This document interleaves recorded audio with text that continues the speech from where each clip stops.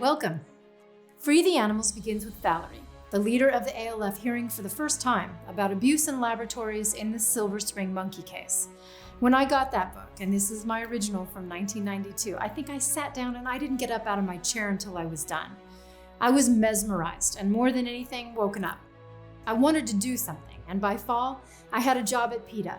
And this year, I celebrate my 30th anniversary along with the book that reshaped my life. Joaquin Phoenix was the first celebrity I worked with at PETA, and guess what? Not only did he write the foreword to the 30th edition of Free the Animals, but he's bought the rights to make it into a movie. Let's see what's inside.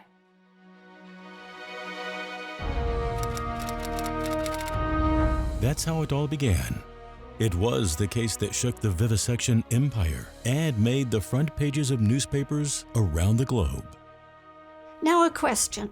For decades, when they're with their families, minding their own business in their forest homes, monkeys have been kidnapped, snared, or netted like this young female in Kenya and this poor boy in China.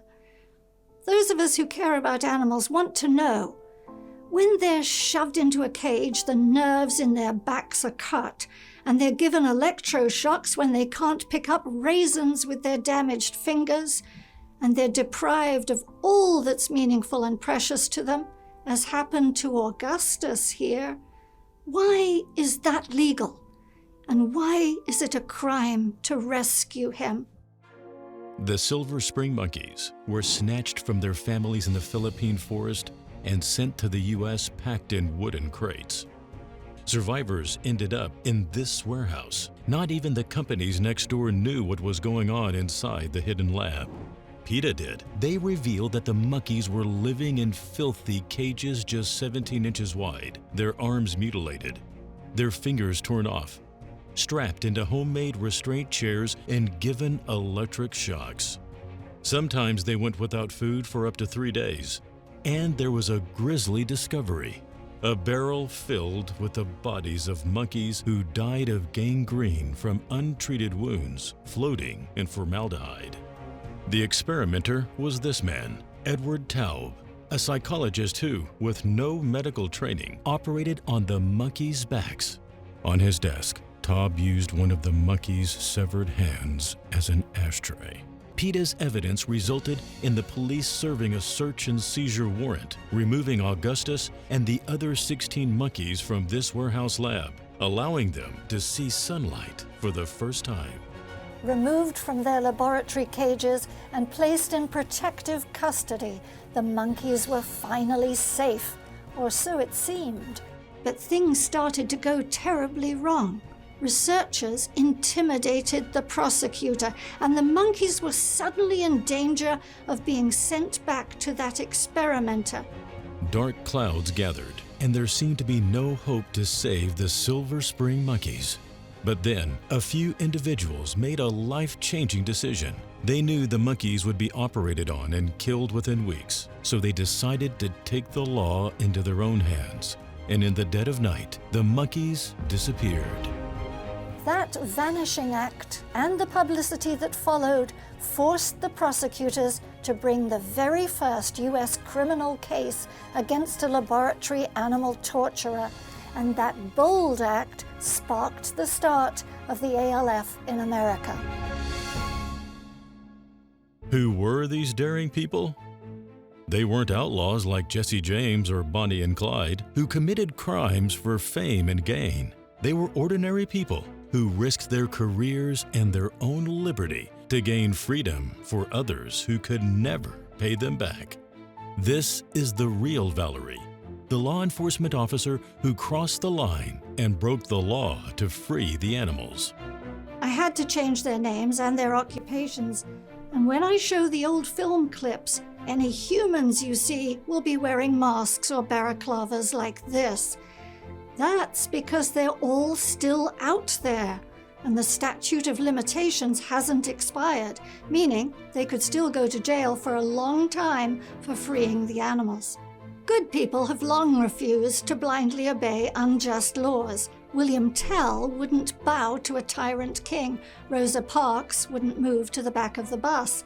In the same vein, people have jumped onto runways, blocked entrances to government buildings, interrupted the Rose Bowl parade to protest SeaWorld, and marched into factory farms.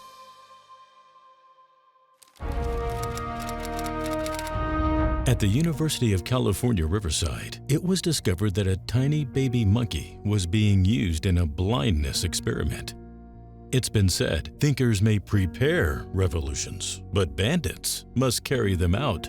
Britches was desperately in need of those bandits, and this is the story of how they did not let him down. Instead of working with the blind in a harmless environment, experimenters chose to create blindness in animals. The reason? Experimenters were inconvenienced by the normal household routine of blind children. Unlike normal blind babies, Britches was deprived of everything, including his mother's love. Britches' condition was described to us by inside contacts.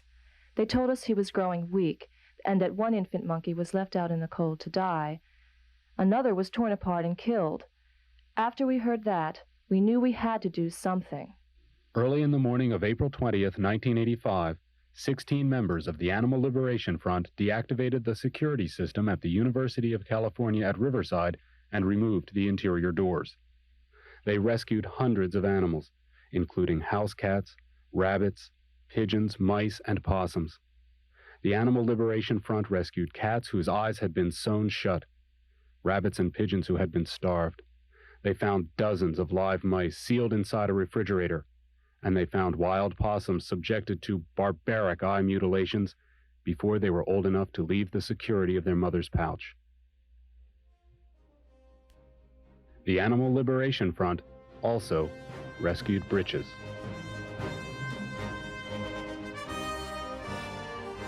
The place was like a concentration camp, cold and sterile. We found Britches alone in a cage with a sonar device on his head.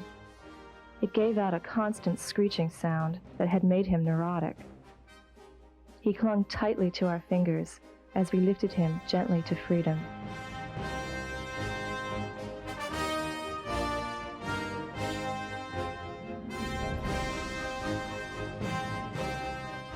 It's like they used, first of all, too large a suture material.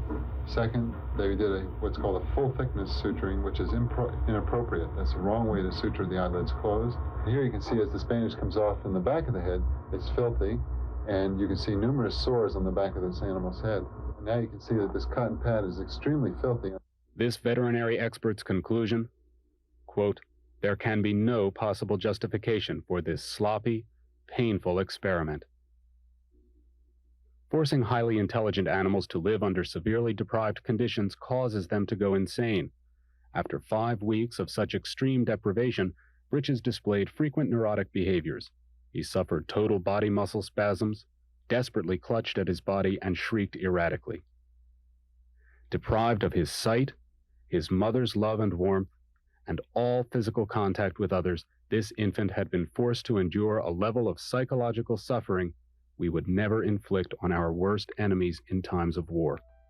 In the protective care of his rescuers, Britches' sutures were removed by doctors of veterinary medicine. His sight restored, Britches looks up at the world for the very first time. The little monkey was bathed daily and cared for around the clock as he was nursed back to health. In just a few weeks, Britches had literally been reborn. He had grown healthier, inquisitive, and even playful. He was beginning to look and behave like a normal infant primate.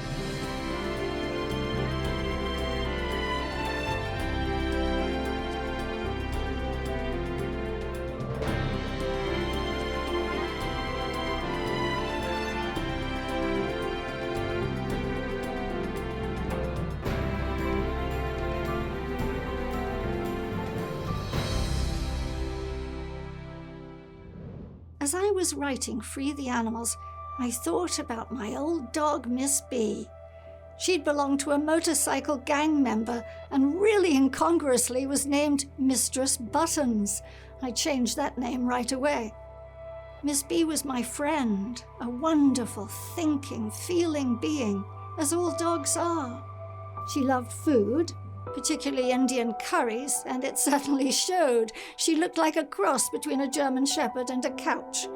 She thought and she felt and she figured things out. If someone had stolen Miss B and thrown her into a laboratory to live on cement in her own urine, like this dear old dog Prince, rescued by the ALF, what would I have done? What would you do if Prince was your dog? He had been someone's dog. Would you write a polite letter that no one would probably bother to answer, and then forget about him? If you had no other way to rescue him, but you knew that you could break in through a window and pull him out, your beloved dog, would you do it? Most of us lack the courage, but the ALF members found that courage, and they saved Prince and many other dogs who were slated to suffer and be killed there. The ALF left its spray-painted calling card on the laboratory walls. A tip had come in from a caretaker about animals inside the City of Hope Cancer Laboratory. The experimenters' papers reported that animals had died in their cages from botched surgeries and negligence. ALF raiders wanted to free the surviving animals, but that would be no easy task. The facility was surrounded by fences and patrolled by guards with searchlights, so anyone anywhere near the laboratory could be quickly spotted. But on the side of the grounds was a drainage culvert. On their hands and knees, the raiders slipped into the culvert and entered the compound, while their lookouts used night goggles to watch for security. Valerie and the raiders crawled across the fields behind the laboratory. Cutting through the fence, they drove a blackout truck into the compound. Entering the building, they carefully removed dogs, cats, and 116 rabbits. All the animals were whisked along the Underground Railroad to safe homes. But disaster struck when a babysitter in one house panicked and called the police. The police arrived, almost knocked the door down, and seized the rabbits. Well, the ALF wasn't having any of that. They raided the facility where the rabbits were held as evidence and seized them all right back. Among the rescued animals were gentle old white-whiskered Prince, dozens of beagles and cats, and this desperately ill bloodhound, lying in the dark surrounded by her dying puppies. Although her condition was critical, the ALF had helped her into the vehicle and rescued her. One day, I received a letter. To whom it may concern, it read. A few days ago, a dog died a quiet death at the country home she shared for 5 years with us. When she arrived, she was covered with tumors and had delivered a litter of pups who had died. She would huddle in a corner and shake, and was described by our vet as being in a state of extreme depression. There was concern as to whether or not she would live. While she improved physically and emotionally, she remained terrified of certain gestures. If someone raised a hand too quickly, she'd fall to the ground and cringe in fear. She was territorial about food, and if anyone brought out a hose, she would run and hide.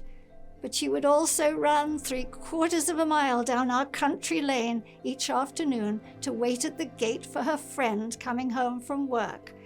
She grew to be a trusting and protective member of our family, and gradually the clown in her personality surfaced, and we nicknamed her Goofy. We learned much from her courage and her loving ways, and our lives are enriched for having known this exceptional and endearing dog. Sincerely, with thanks to those responsible for bringing her to us, the family and friends of Goofy. Doesn't every animal in a lab, whether a dog or a mouse, deserve to be as loved and respected as finally Goofy was? At the SEMA laboratory outside Washington, D.C., chimpanzees were used in infectious disease experiments. A janitor there was concerned about the risks from the infectious diseases that were being injected into the animals and came forward to ask for help. In 2 days, baby chimpanzees, Kyle and Eric, were to be injected with the AIDS virus. and Bertha and Dee were to be infected with hepatitis B.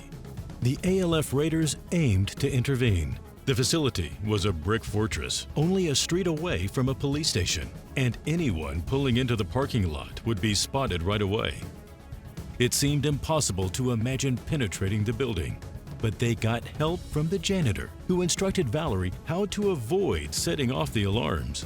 When he went out to empty the trash that night, the ALF members hiding under the side door stairs crept inside and removed all 4 infant chimpanzees. The video tells the story. From the outside, this facility looks like an office building. Inside, hundreds of animals are slated to die in contagious disease experiments. Here, feces, urine, and food are splattered across the floor. Instead of the forest, they hear only other primates banging their heads and their hands against the bars, and the incessant hum of the pumps that bring air into their sealed units. In these huge tombs, adult chimpanzees contaminated with contagious disease will live up to 50 years. They exist in semi-darkness, totally alone and with no stimulation of any kind. Infected with viral hepatitis in February 1986, chimpanzee number 1164, an older male, has gone mad. Crouched on the metal slats at the bottom of his inner chamber, number 1164 rocks incessantly and mumbles to himself.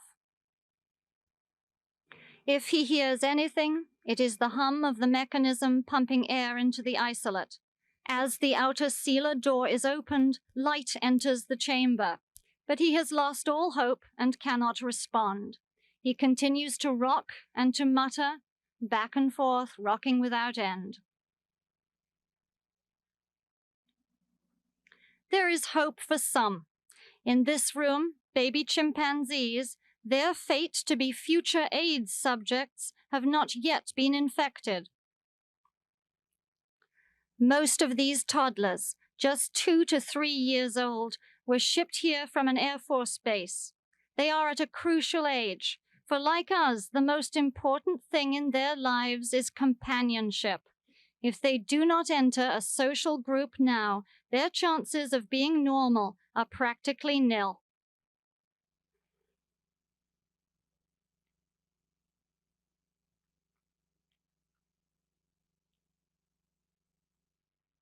Next door, Kyle and Eric bang on their glass cage fronts as they see adjacent doors opening and friendly contact being made.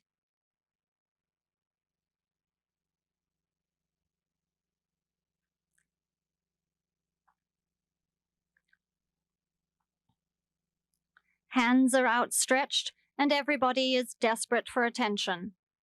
After months of life in an empty cage, everyone wants to touch the masks, to smell, to groom, to hold hands. Brenda, the infant in this cage, used to be able to play and had an old English sheepdog companion before being shipped here.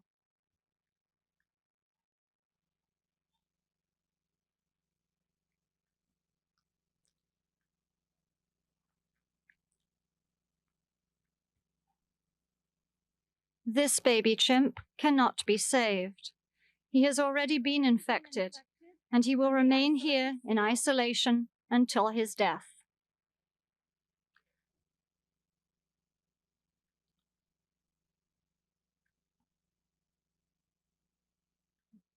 This is Death Row, one of the isolate rooms where eventually baby chimps will spend 2 or more decades in isolation.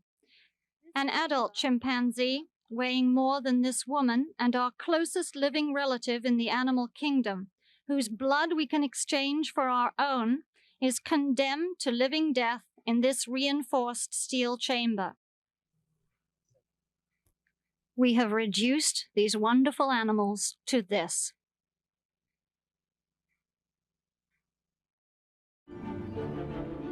Meredith Vieira was the host of the TV show West 57th Street, and the show crew was set that night to rendezvous with the ALF and the newly rescued baby chimps. She and her reporters waited for a call, Then they were driven in the back of a windowless van to a secret location. There, Miss Vieira met Kyle and Eric, Dee Dee and Bertha, and their masked liberators.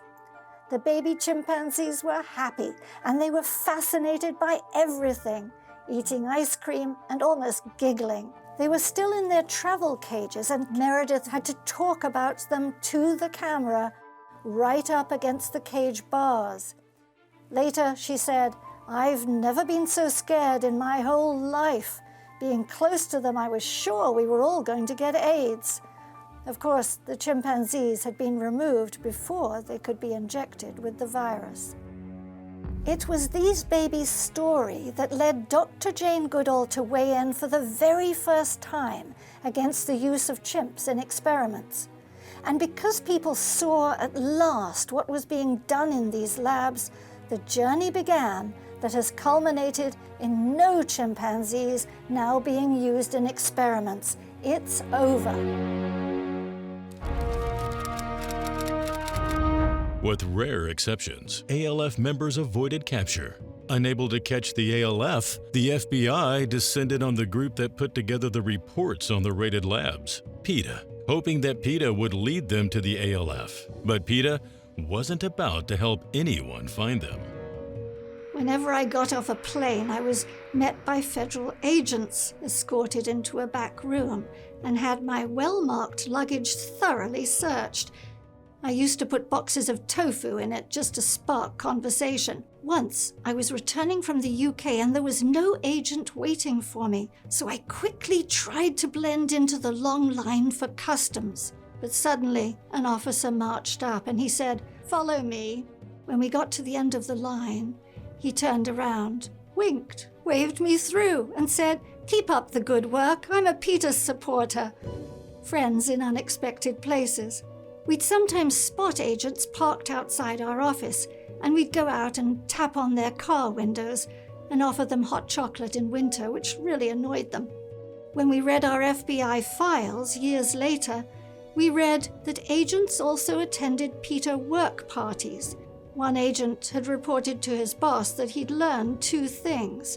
1, PETA served beer, and 2, he was allergic to the mushrooms on our pizzas. At the same time, we were being served with grand jury subpoenas, required to give saliva and handwriting samples to the FBI, and had to hire umpteen lawyers. PETA made light of it, but the hunt was real and intense. The raid that sparked the manhunt for the ALF occurred at the University of Pennsylvania. An experimenter named Thomas Gennarelli ran a head injury laboratory, causing high G-force head injuries in baboons using a specially built device. Complaints surfaced about mistreatment of the animals, but the university barred Humane Society agents from investigating. The ALF bandits learned of the case and were determined to act. They used a carefully placed cherry picker truck and entered the building from stories far above the underground laboratory, picking the locks to gain access to the lab. Once inside, they destroyed the device used to cause the injuries, but they found themselves trapped, unable to go back out the way they'd come in. One of their members had been spotted, and guards were positioned throughout the building. Determined not to be caught, they worked throughout the night, managing to remove bricks, squeezed through an interior wall, reached the exterior scaffolding, and climbed out, hauling boxes of videotapes from the laboratory. Here is less than 3 minutes of the 70 hours of tapes they found, shot by the vivisectors themselves, showing how they mocked the baboons after giving them severe brain injuries. That's him waving. As you can see, the monkey's awake, moving all extremities. That's his trainer who taught him how to do those tricks. Cheerleading over in the corner, we have B10.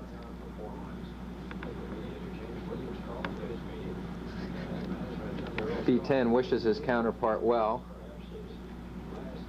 As you can see, B10 is alive. B-10 is watching and hoping for a good result. There she goes. There she goes. She's on TV. Holding her monkey. Look, yeah! Go. It's like a cat. Kitty, kitty, kitty. Look at the cat commercial. Say over here. Say cheese. Looks like she's gonna fall in. Yeah.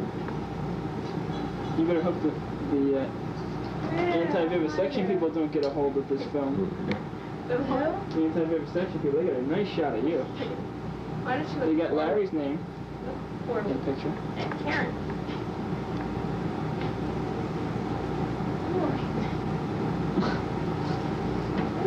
Now look. Yeah, it looks like it's get that part on the camera. Right. Some part you got Has the punk look. there. The punk look, is that what you said? Wants to shake hands. Come on. Oh, not again. She says, "You're gonna rescue me from this, aren't you? Aren't you?" She says, "You're gonna rescue me from this, aren't you? Aren't you?" The 10-minute edition of this video, called Unnecessary Fuss, is on PETA.org, and I promise that no one who watches it will ever again believe that animal experimenters are good scientists or even decent people. Those experiments were stopped after 101 PETA members spent 3 days occupying the 8th floor of the NIH. The Secretary of Health, Margaret Heckler, watched those tapes, and she pulled the plug on all funding for the University of Pennsylvania lab.